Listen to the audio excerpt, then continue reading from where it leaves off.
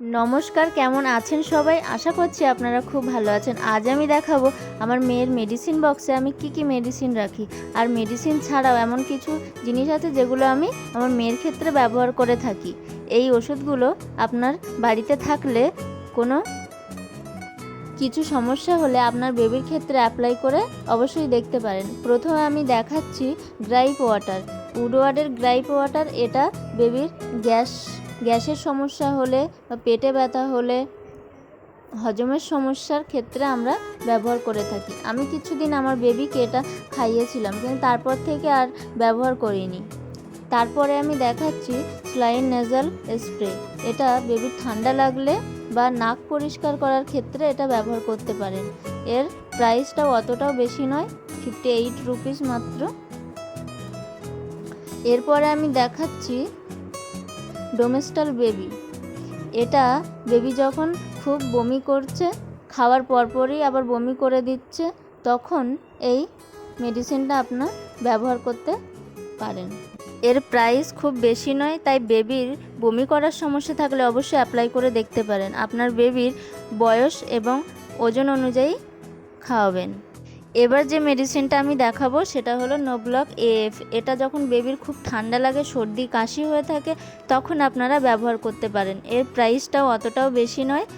দিনে 3 বার 8 ফোঁটা 7 দিন খাওয়ালে অবশ্যই আপনার বেবির ঠান্ডা লাগার সমস্যা চলে যাবে। এবার আমি দেখাচ্ছি ক্যান্ডিডের মাউথ পেন্ট। এটা দিয়ে বেবির জিভ পরিষ্কার করা হয়ে থাকে। দেখবেন যখন আপনার বেবির জিভ সাদা ও মোটা মতো লাগছে, তখন এটা ব্যবহার করে দেখতে পারেন। দিনে 2 বার 2 ফোঁটা করে নিয়ে এটা ব্যবহার করবেন, দেখবেন আপনার বেবির জিভ একদমই পরিষ্কার হয়ে গিয়েছে। কিছুদিন করলেই হয়ে যাবে। প্রাইসটাও আমি দেখিয়ে দিলাম। বেবির জিভে ময়লা পড়লে বেবি কিন্তু খেতে চায় না, তাই আপনি কিন্তু অ্যাপ্লাই করে অবশ্যই দেখতে পারেন। এবার আমি দেখাচ্ছি অ্যানফোর্টেন ড্রপ। এই ড্রপটা খাওয়ালে বেবি যদি খুব কান্নাকাটি করছে, দেখবেন একদমই শান্ত হয়ে যাবে। বেবি খুব কান্না করছে, রাত হোক বা দিন, তখন কিছুতেই বেবির কান্না আর থামানো যাচ্ছে না, তখন এই ড্রপটা অবশ্যই আপনি অ্যাপ্লাই করে দেখতে পারেন। আমি আমার বেবির ক্ষেত্রে একদিন ব্যবহার করেছি, অবশ্যই রেজাল্ট ভালো ছিল, তাই আপনি ব্যবহার করতে পারেন। এরপরে দেখাবো ডিএলভি। এটা একটা ভিটামিন ওষুধ। এটা দিনে 1 বার করে খাওয়াই।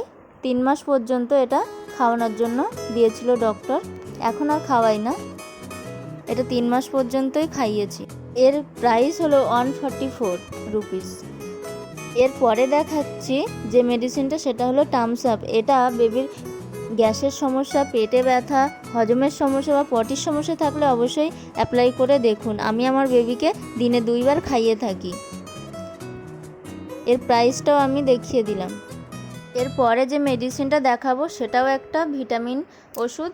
এটা দিনে 1 বার 20 ফোঁটা করে আমি আমার বেবিকে এখন দিয়ে থাকি। এই ভিটামিনটা আমি 1 বছর পর্যন্ত বেবিকে খাওয়াতে পারবো। এর প্রাইসটা 100 টাকা।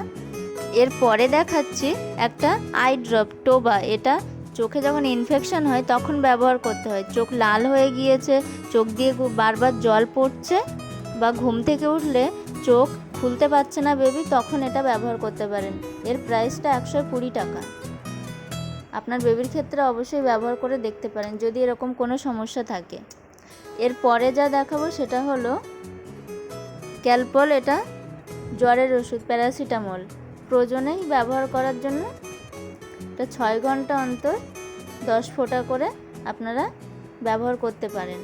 দেখছেন যে বেবির খুব জ্বর হয়েছে, তখন ডক্টরের কাছে কখন যাবেন তারপরে, তো তার আগে যদি এই মেডিসিনটা আপনার বাড়িতে থাকে তাহলে অবশ্যই অ্যাপ্লাই করে দেখতে পারেন। এরপরে দেখাচ্ছি কলিজা লিকুইড। এটা বেবির গ্যাস রিলিফের ক্ষেত্রে সাহায্য করে থাকে, এবং এটা আমি আমার বেবিকে যখন 1 মাস বয়স ছিল তখন এটা আমি খাওয়াতাম। এর দাম 100 টাকা। আমি খুব ছোট করে এই মেডিসিনগুলোর ব্যাপারে বলছি। আমি আমার বেবির ক্ষেত্রে এগুলো কোনো সমস্যা হলে অ্যাপ্লাই করে থাকি।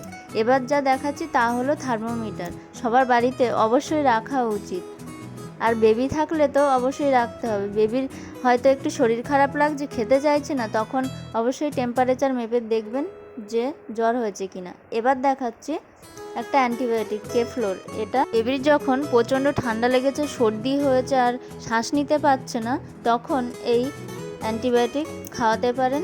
দেখবেন সর্দি পটির সাথে বেরিয়ে যাবে, তখন বেবি একটু রিলিফ পাবে ঠান্ডা লাগার থেকে। এবার দেখাচ্ছি থ্রম্বোফোব জেল। এটা বেবিকে যখন ভ্যাকসিন দেওয়া হয় তখন এটা ব্যবহার করা হয়ে থাকে। এছাড়াও আপনার বেবি যদি কোথাও পড়ে গিয়ে আঘাত পেয়েছে বা কেটে গিয়েছে, তখন এটা অবশ্যই অ্যাপ্লাই করতে পারেন। শুধু ভ্যাকসিন দিলেই যেটা ব্যবহার করতে পারবেন আর পারবেন না তেমনটা নয়, এটা বাড়িতে সবসময় বেবি থাকলে রেখে দিতে পারেন। বেবির ক্ষেত্রে অবশ্যই অ্যাপ্লাই করবেন। এর প্রাইসটাও দেখিয়ে দিলাম। এর পরে যে ক্রিমগুলো আমি দেখাচ্ছি, এগুলো বেবির গায়ে র্যাশ বার হলে ব্যবহার করার জন্য আমাকে স্কিনের ডক্টর দিয়েছিল। এগুলোর প্রাইস সহ আমি দেখিয়ে দিলাম।